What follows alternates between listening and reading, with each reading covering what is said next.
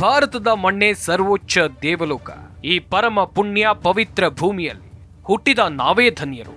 ದೇಶ ನನ್ಗೇನು ಕೊಟ್ಟಿದೆ ಎನ್ನುವುದಕ್ಕಿಂತ ನಾನ್ ದೇಶಕ್ಕೇನು ಕೊಟ್ಟಿದ್ದೇನೆ ಎನ್ನುವುದು ತುಂಬಾ ಮುಖ್ಯ. ಈ ರೀತಿ ಯೋಚಿಸೋರು ಹಲವು ಮಂದಿ. ಆದ್ರೆ ನಿಮ್ಮ ನಡುವೆ ಕೆಲವು ದೇಶ ದ್ರೋಹಿಗಳಿದ್ದಾರೆ. ಇಲ್ಲೇ ಇದ್ದು ಇಲ್ಲೇ ಜೀವಿಸಿ ಈ ಮಣ್ಣಿಗೆ ದ್ರೋಹ ಬಗೆಯುವ ದರಿದ್ರ ಮನಸ್ಥಿತಿಯವರೂ ಇದ್ದಾರೆ.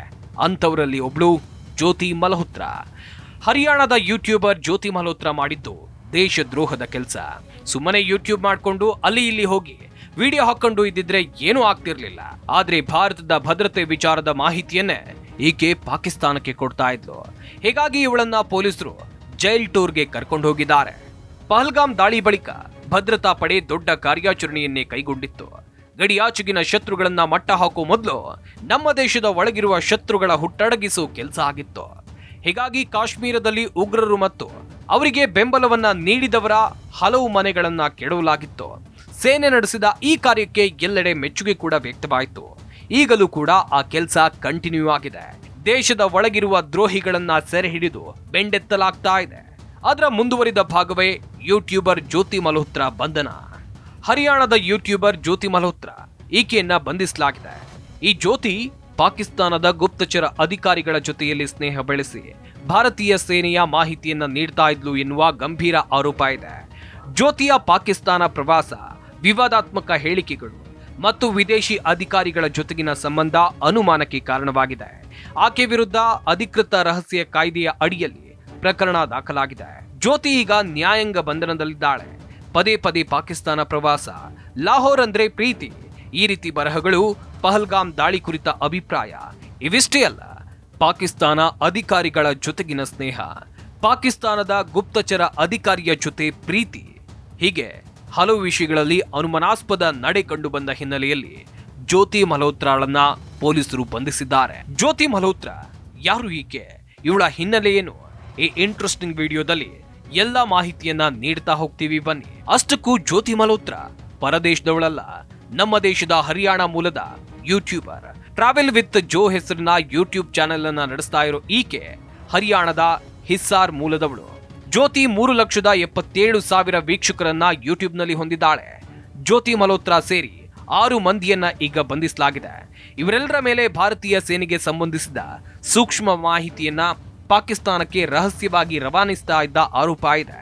ದಿಲ್ಲಿಯ ಪಾಕಿಸ್ತಾನ ಹೈಕಮಿಷನ್ ನಲ್ಲಿರುವ ಎಹಾನ್ಸ್ ಉರ್ ರಹೀಂ ಅಲಿಯಾಸ್ ಡ್ಯಾನಿಶ್ ಅನ್ನ 2023ರಲ್ಲಿ ಜ್ಯೋತಿ ಸಂಪರ್ಕ ಮಾಡಿದ್ಲು. ಪಾಕಿಸ್ತಾನಕ್ಕೆ ಪ್ರವಾಸ ಹೋಗೋ ಸಂಬಂಧ ವೀಸಾ ಪಡೆಯೋಕೆ ಈ ಅಧಿಕಾರಿಯ ಜೊತೆಯಲ್ಲಿ ನಿರಂತರ ಸಂಪರ್ಕವನ್ನ ಬೆಳೆಸಿದ್ಲು ಅಂತ ಪೊಲೀಸ್ ಅಧಿಕಾರಿಗಳು ಮಾಹಿತಿಯನ್ನ ಕೊಟ್ಟಿದ್ದಾರೆ. ಇದೇ ವ್ಯಕ್ತಿ ಪಾಕಿಸ್ತಾನದಲ್ಲಿ ಮಲ್ಹೋತ್ರಾಳ ಹ್ಯಾಂಡ್ಲರ್ ಆಗಿ ಕಾರ್ಯವನ್ನ ನಿರ್ವಹಿಸ್ತಾ ಇದ್ದ. ಐಎಸ್ಐಗೆ ಜ್ಯೋತಿ ಪರಿಚಯ ಮಾಡಿಕೊಟ್ಟಿದ್ದ. ಚಂಡೀಗಢದ ಸಿವಿಲ್ ಲೈನ್ಸ್ ಪೊಲೀಸ್ ಠಾಣೆಯಲ್ಲಿ ಮೇ 16ರಂದು ಈಕೆ ವಿರುದ್ಧ ಎಫ್ಐಆರ್ ದಾಖಲಾಗಿದೆ. ಜ್ಯೋತಿ ವಿರುದ್ಧ ಅಫಿಷಿಯಲ್ ಸೀಕ್ರೆಟ್ ಆಕ್ಟ್ ಮತ್ತು ಭಾರತೀಯ ನ್ಯಾಯ ಸಂಹಿತೆಯ ವಿವಿಧ ಸೆಕ್ಷನ್ಗಳ ಅಡಿ ಪ್ರಕರಣ ದಾಖಲಾಗಿದೆ. ಸ್ಥಳೀಯ ಕೋರ್ಟ್ಗೆ ಹಾಜರುಪಡಿಸಲಾಗಿದೆ. ನ್ಯಾಯಾಲಯವು ಜ್ಯೋತಿಯನ್ನ 5 ದಿನಗಳ ಕಾಲ ನ್ಯಾಯಾಂಗ ಬಂಧನಕ್ಕೆ ಒಪ್ಪಿಸಿದೆ. ಎಫ್ಐಆರ್ ಪ್ರಕಾರ ಜ್ಯೋತಿ ಮಲ್ಹೋತ್ರಾ 2 ಬಾರಿ ಪಾಕಿಸ್ತಾನ ಪ್ರವಾಸಕ್ಕೆ ಹೋಗಿದ್ಲು. ಪಾಕ್ ಪ್ರವಾಸದ ವೇಳೆ ಆಕೆಗೆ ಅಲಿ ಆಹ್ವಾನ್ ಎನ್ನುವ ವ್ಯಕ್ತಿ ತಂಗೋಕೆ ಸಕಲ ವ್ಯವಸ್ಥೆಯನ್ನ ಮಾಡಿದ್ದ. ಪಾಕ್ನ ಭದ್ರತಾ ಮತ್ತು ಗುಪ್ತಚರ ಇಲಾಖೆ ಅಧಿಕಾರಿಗಳನ್ನು ಕೂಡ ಭೇಟಿಯಾಗಿದ್ಲು. ಶಕೀರ್ ಮತ್ತು ರಾಣಾ ಶಹಬಾಸ್ ಎಂಬ 2 ಅಧಿಕಾರಿಗಳನ್ನ ಭೇಟಿಯಾಗಿದ್ದ ಈಕೆ ರಾಣಾ ಶಹಬಾಸ್ ಮೊಬೈಲ್ ನಂಬರ್ ಅನ್ನ ಜಟ್ವಾ ರಾಂಧವಾ ಎಂಬ ಹೆಸರಿನಲ್ಲಿ ಸೇವ್ ಮಾಡಿಕೊಂಡಿದ್ಲು. ಈ 2 ಜೊತೆ ಜ್ಯೋತಿ ಮಲ್ಹೋತ್ರಾ ವಾಟ್ಸ್ಆಪ್, ಟೆಲಿಗ್ರಾಮ್, ಸ್ನ್ಯಾಪ್ಚಾಟ್ ನಲ್ಲಿ ನಿರಂತರ ಸಂಪರ್ಕವನ್ನ ಹೊಂದಿದ್ಲು. ಈ ಮೂಲಕ ಭಾರತೀಯ ಸೇನೆಗೆ ಸೇರಿದ ಹಾಗೂ ಇತ್ತೀಚಿನ ಆಪರೇಷನ್ ಸಿಂಧೂರದ ಕುರಿತ ಸೂಕ್ಷ್ಮ ಮಾಹಿತಿಯನ್ನ ಈಕೆ ರವಾನೆ ಮಾಡಿದ್ಲು ಅಂತ ಆರೋಪಿಸಲಾಗಿದೆ. ಭಾರತದಲ್ಲಿ ಸಾಮಾನ್ಯ ಮಹಿಳೆ ಅಂತ ಇರ್ತಾ ಇದ್ದ ಈಕೆ ಪಾಕಿಸ್ತಾನಕ್ಕೆ ಹೋದ್ರೆ ಈಕೆಗೆ ವಿವಿಐಪಿ ಟ್ರೀಟ್ಮೆಂಟ್ ಸಿಗ್ತಾ ಇತ್ತು. ಪಾಕಿಸ್ತಾನದಲ್ಲಿ ಪೊಲೀಸರ ರಕ್ಷಣೆಯೂ ಸಿಗ್ತಾ ಇತ್ತು. ಹೈ ಅಫಿಷಿಯಲ್ ಪಾರ್ಟಿಗಳಲ್ಲಿ ಭಾಗವಹಿಸ್ತಾ ಇದ್ಲು ಎಂಬುದು ತನಿಖೆಯಲ್ಲಿ ಗೊತ್ತಾಗಿದೆ. ಟ್ರಾವೆಲ್ ವ್ಲಾಗರ್ ಜ್ಯೋತಿ ಮಲ್ಹೋತ್ರಾ ಯೂಟ್ಯೂಬ್, ಇನ್ಸ್ಟಾಗ್ರಾಂನಲ್ಲಿ ಬಹಳ ಜನಪ್ರಿಯ. ಈ ವರ್ಷದ ಆರಂಭದಲ್ಲಿ ಪಾಕಿಸ್ತಾನಕ್ಕೆ ಭೇಟಿ ನೀಡಿದ ಅನೇಕ ವಿಡಿಯೋಗಳನ್ನ ಕೂಡ ಪೋಸ್ಟ್ ಮಾಡಿದ್ದಳು. ಆಕೆ ಟ್ರಾವೆಲ್ ವಿತ್ ಜೋ ಎಂಬ ಹೆಸರಿನ ಯೂಟ್ಯೂಬ್ ಚಾನೆಲ್ ಅನ್ನ ಹೊಂದಿದ್ದಾಳೆ. ಇನ್ನು ಇನ್ಸ್ಟಾಗ್ರಾಂನಲ್ಲಿ ಈಕೆಯ ಐಡಿ ಟ್ರಾವೆಲ್ ವಿತ್ ಜೋವರ್. ಈ ಖಾತೆಗಳಲ್ಲಿ nomadic Leo girl, wanderer Haryanvi, Punjabi modern girl with old ideas ಅಂತ ಬರೆದುಕೊಂಡಿದ್ದಾಳೆ. ಅಂದ್ರೆ ಅಲೆಮಾರಿ ಲಿಯೋ ಹುಡುಗಿ, ಹರಿಯಾಣವಿ ಮತ್ತು ಪಂಜಾಬಿ ಆಧುನಿಕ ಹುಡುಗಿ ಹಳೆಯ ಆಲೋಚನೆಗಳು ಅಂತ ಹೇಳಿಕೊಂಡಿದ್ದಾಳೆ. ಪಾಕಿಸ್ತಾನ ಅಲ್ಲದೆ ದೇಶದ ವಿವಿಧ ಪ್ರದೇಶಗಳು, ಇಂಡೋನೇಷಿಯಾ, ಚೀನಾ ಮತ್ತು ವಿವಿಧ ದೇಶಗಳಿಗೂ ಕೂಡ ಪ್ರಯಾಣವನ್ನ ಮಾಡಿದ್ದಾಳೆ. ಆದರೆ ಆಕೆಯ ಪಾಕಿಸ್ತಾನ ಪ್ರವಾಸದ ವಿಡಿಯೋಗಳು ಮುಖ್ಯವಾಗಿವೆ. ಆಕೆ 2 ತಿಂಗಳ ಹಿಂದಷ್ಟೇ ಕೆಲ ವಿಡಿಯೋಗಳನ್ನು ಹಾಕಿದ್ಲು.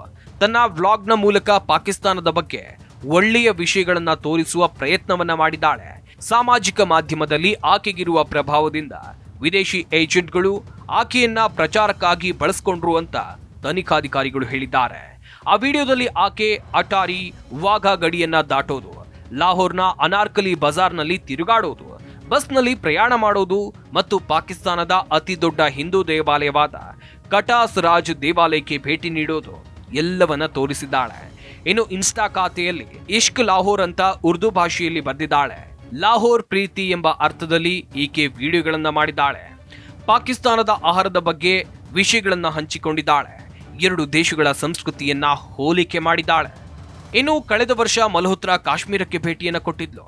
ಅಲ್ಲಿನ ವಿಡಿಯೋ, ಶ್ರೀನಗರದಿಂದ ಬನಿಹಾಲ್ಗೆ ರೈಲಿನಲ್ಲಿ ಪ್ರಯಾಣಿಸುವ ವಿಡಿಯೋಗಳನ್ನ ಸಹ ಹಾಕಿದ್ಲು. ಪಹಲ್ಗಾಮ್ ಭಯಾನಕ ದಾಳಿಯ ಬಗ್ಗೆ ಆಕೆ ಒಂದು ವಿಡಿಯೋವನ್ನ ಹಾಕಿದ್ಲು. ಆ ದಾಳಿಯಲ್ಲಿ 26 ಜನ ಪ್ರಾಣ ತ್ಯಾಗ ಮಾಡಿದ್ರು.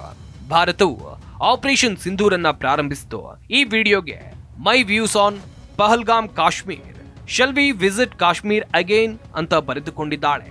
ಅಂದ್ರೆ ಪಹಲ್ಗಾಮ್ ಕಾಶ್ಮೀರದ ಬಗ್ಗೆ ನನ್ನ ಅಭಿಪ್ರಾಯಗಳು, ನಾವು ಕಾಶ್ಮೀರಕ್ಕೆ ಮತ್ತೆ ಭೇಟಿ ನೀಡಬೇಕಾ ಅಂತ ಪ್ರಶ್ನೆಯನ್ನು ಕೂಡ ಮಾಡಿದ್ದಾಳೆ. ತನಿಖಾಧಿಕಾರಿಗಳು ಹೇಳುವ ಪ್ರಕಾರ ಮಲ್ಹೋತ್ರಾ 2023ರಲ್ಲಿ ವೀಸಾ ಪಡೆದು ಪಾಕಿಸ್ತಾನಕ್ಕೆ ಮೊದಲ ಬಾರಿಗೆ ಭೇಟಿಯನ್ನ ಕೊಟ್ಟಿದ್ಲು. ಅಲ್ಲಿ ಯಲಾನ್ಸ್ ಉರ್ ರಹೀಂ ಅಲಿಯಾಸ್ ಡ್ಯಾನಿಶ್ ಎಂಬ ಅಧಿಕಾರಿಯನ್ನ ಭೇಟಿಯಾಗಿದ್ಲು. ಆತನು ದೆಹಲಿಯ ಪಾಕಿಸ್ತಾನಿ ಹೈಕಮಿಷನ್ ನಲ್ಲಿ ಕೆಲಸ ಮಾಡ್ತಿದ್ದ. ಭಾರಿ ಸ್ನೇಹಿತರಾಗಿದ್ದರಿಂದ ಎಲಾನ್ಸ್ ಆಕೆಯನ್ನ ಪಾಕಿಸ್ತಾನದ ಗುಪ್ತಚರ ಅಧಿಕಾರಿಗಳೊಂದಿಗೆ ಪರಿಚಯಿಸಿದ್ದ. ಅಷ್ಟೇ ಅಲ್ಲದೆ ಜ್ಯೋತಿ ಮಲ್ಹೋತ್ರಾ ಪಾಕಿಸ್ತಾನದ ಗುಪ್ತಚರ ಅಧಿಕಾರಿಗಳಲ್ಲಿ ಒಬ್ಬರೊಂದಿಗೆ ಪ್ರೀತಿಯಲ್ಲಿ ಬಿದ್ದಿದ್ಲು.